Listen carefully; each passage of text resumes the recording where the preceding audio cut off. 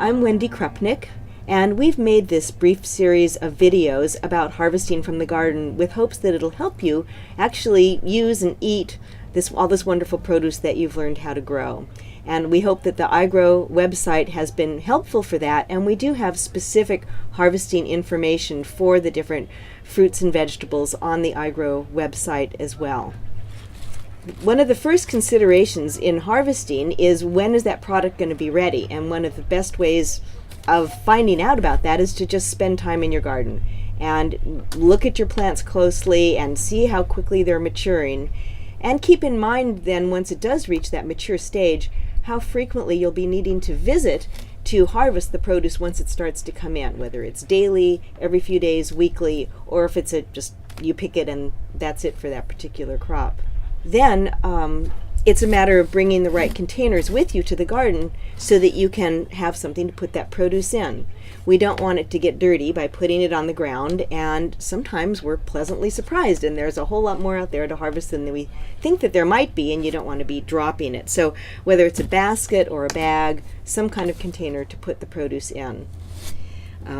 My trusty clippers are with me all the time, so I have those for things that need to be snipped, and I also like to have a little paring knife because that works for some items. With those tools, I'll do as much trimming as possible out in the garden so that I'm not hauling too much into the kitchen and then bringing it back out again to the compost area. And sometimes having a trimming area right by the compost pile is a good idea. But I also keep in mind that some plant parts are edible that you might not think about. Things like broccoli leaves and the inside leaves of a cauliflower, and I might use the corn husks for making tamales or for steaming other types of vegetables or wrapping things that you would bake in the oven, making corn husk dolls. So there's all kinds of applications for some of the produce trimmings, as well as soup stock, which is a great way to get more nutrients out of the food as well. And I also want to make sure that I'm not letting the produce sit in the sun while I'm picking it. You might think, oh, it's out there in the sun all day long. But once it's disconnected from the plant, it's going to start dehydrating and it won't have that natural cooling system. So you really want to keep it either tucked under a plant or some kind of cover so it's not sitting in the sun. And for me, one of the most fun parts of growing my own food is that switch from recipe-based menu planning to garden-based menu planning.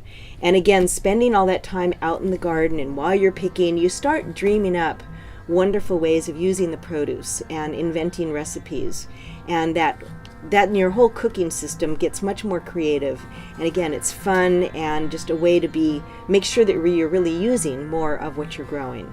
So I hope that you will enjoy taking good advantage of what's in your garden, harvesting it, cooking it, and sharing it with your family and friends.